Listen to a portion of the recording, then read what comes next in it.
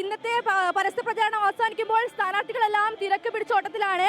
ബേപ്പൂർ മണ്ഡലം LDF സ്ഥാനാർത്ഥി PM Muhammad റിയാസിനോടൊപ്പമാണ് ഇപ്പോൾ നമ്മൾ ഉള്ളത്. മത്സരം ഇവിടെ ഒരു ത്രികോണ മത്സരമായിരിക്കോ? ത്രികോണ മത്സരമാണ് നടക്കുന്നത്.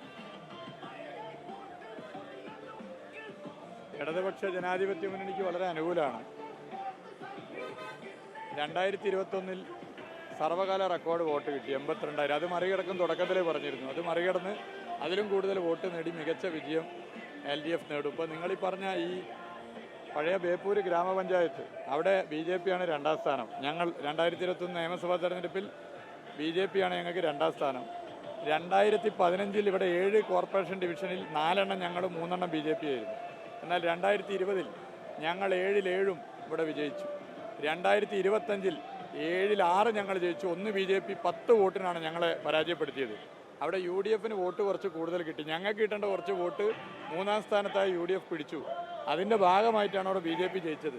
ഇത് ജനങ്ങൾക്കൊരു പാഠം ആയി അവർ കാണുകയാണ്. പലരും പറയുകയാണ് UDFന് വോട്ട് ചെയ്തിട്ട് ആണ് അവിടെ BJP ജയിച്ചത്. അതുകൊണ്ട് BJP വിരുദ്ധ വോട്ടുകൾ മുഴുവൻ ഇവിടെ ഇത്തവണ LDFന് അനുകൂലമായി മാറും. LDF മികച്ച വിജയം നേടും.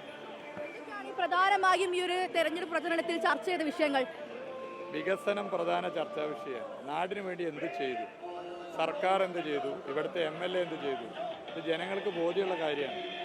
ജനങ്ങൾ തന്നെ മുന്നോട്ട് വെച്ച നിർദ്ദേശങ്ങളാണ് വികസനങ്ങളായി പദ്ധതികളായി മാറിയത്. അപ്പോൾ അതിനൊരു വോട്ടുണ്ട്. ജനങ്ങൾ തന്നെ വികസനത്തിൻ്റെ ബ്രാൻഡ് അംബാസഡർമാരായി മാറിയിരിക്കുകയാണ്. ഇവിടെ ആ നിലയിൽ വികസനമൊന്നും നടന്നില്ല എന്ന് പറയുകയാണെങ്കിൽ ജനങ്ങളെ അപമാനിക്കലാണ്, ഒരു നാടിനെ അപമാനിക്കലാണെന്നാണ് ജനം കാണുന്നത്. കാരണം ദൈനംദിന ജീവിതത്തിൽ അനുഭവിക്കുകയാണല്ലോ ഇവിടുത്തെ വികസനം, അടിസ്ഥാന വികസനം മുതൽ എല്ലാ മേഖലയിലും. അപ്പോൾ അതിനൊരു വോട്ടുണ്ട്. കക്ഷി രാഷ്ട്രീയ ഭേദമന്യേ അതിനൊരു വോട്ടുണ്ട്. അത് ഞങ്ങൾക്ക് എക്സ്ട്രാ വോട്ടായി മാറും. ബേപ്പൂരിലെ ചർച്ചകൾ ഒരു ഘട്ടത്തിൽ ഈ വ്യക്തി അധിക്ഷേപത്തിലേക്ക് വരെ കടന്നു, പരാതി വരെ നൽകേണ്ട അവസ്ഥ ഉണ്ടായി. അല്ല, വ്യക്തി അധിക്ഷേപത്തിൻ്റെ എല്ലാ സീമകളും ലംഘിച്ചിട്ടാണ് നടത്തിയിട്ടുള്ളത്. UDF സ്ഥാനാർത്ഥിയെ അതിന് നേതൃത്വം കൊടുക്കുന്നു എന്നുള്ളതാണ് ഇവിടുത്തെ പ്രത്യേകത. സാധാരണ സ്ഥാനാർത്ഥികൾ ഇങ്ങനെ പരസ്യമായി വ്യക്തി അധിക്ഷേപം നടത്താറില്ല. എന്നാൽ ഈ UDF സ്ഥാനാർത്ഥി വ്യക്തി അധിക്ഷേപം നടത്തിയ ആദ്യ രാഷ്ട്രീയ പ്രവർത്തകനല്ല ഞാൻ. രാഹുൽ ഗാന്ധി, പാണക്കാട് തങ്ങൾ, PK കുഞ്ഞാലിക്കുട്ടി, VD സതീശൻ തുടങ്ങി UDFിലെ തന്നെ ഇന്നത്തെ പല നേതാക്കന്മാരും ഈ UDF സ്ഥാനാർത്ഥിയുടെ വ്യക്തി അധിക്ഷേപത്തിന് ഇരയായവരാണ്. അപ്പോൾ അതേ അർത്ഥത്തിൽ അതിനെ കാണാനും വ്യക്തി അധിക്ഷേപത്തിലും വ്യക്തിഹത്യയിലും മറുപടി പറയാനും ആഗ്രഹിക്കുന്നില്ല. നേരായ വഴിക്കും വളഞ്ഞ വഴിക്കും ഒക്കെ വ്യക്തി അധിക്ഷേപം വ്യക്തിഹത്യയാണ് ഈ തെരഞ്ഞെടുപ്പ് തുടങ്ങിയപ്പോഴും അതിന് മുമ്പും UDF സ്ഥാനാർത്ഥി നടത്തിയിട്ടുള്ളത്. അത് ജനം വിലയിരുത്തുന്നുണ്ട്, ജനം അത് കൃത്യമായി കാണുന്നുണ്ട്. രാഷ്ട്രീയത്തെ ഗൗരവമായി കാണുന്ന UDFിൻ്റെ വോട്ടർമാരുൾപ്പെടെ ഇടതുപക്ഷത്തിന് വോട്ട് ചെയ്യും.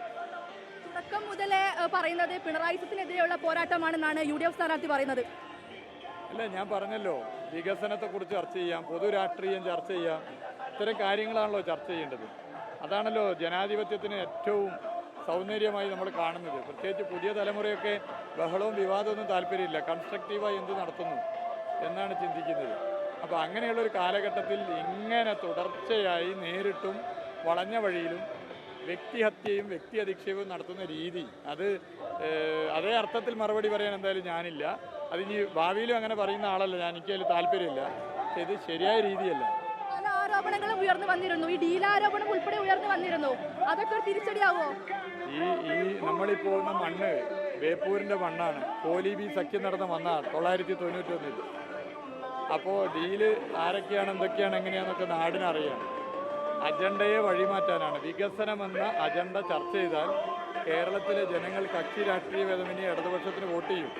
അജണ്ടയെ വഴിമാറ്റാനാണ് നിയമത്തിലൂടെ BJPക്ക് അക്കൗണ്ട് തുറപ്പിക്കാൻ സൗകര്യം ചെയ്ത കോൺഗ്രസ്, ലോകസഭയിൽ തൃശ്ശൂരിലൂടെ കേരളത്തിൽ സീറ്റ് ജയിപ്പിക്കാൻ സൗകര്യം ചെയ്ത കോൺഗ്രസിൻ്റെ ഉത്തരവാദിത്തപ്പെട്ട നേതാക്കന്മാർ ഈ ആരോപണമായിട്ട് വരുന്നു. ഭൂരിപക്ഷം പ്രതീക്ഷിക്കുന്നത് അല്ല, ഞാൻ പറഞ്ഞല്ലോ, വോട്ട് 82,000 എന്ന സർവകാല റെക്കോർഡ് വോട്ടിനെ മറികടന്നുകൊണ്ട് LDF മികച്ച വിജയം നേടും.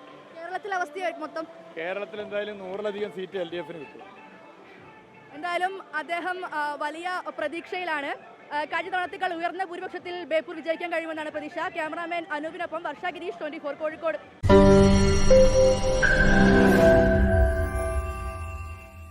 ലോകത്തെവിടെയായാലും ഏത് സമയത്തും 24 വാർത്തകളും ഓഗ്മെന്റഡ് റിയാലിറ്റി പാക്കേജുകളും എക്സ്പ്ലെയിനറുകളും വിശദമായി കാണാൻ ഞങ്ങളുടെ YouTube ചാനൽ നിങ്ങൾക്ക് സബ്സ്ക്രൈബ് ചെയ്യാം.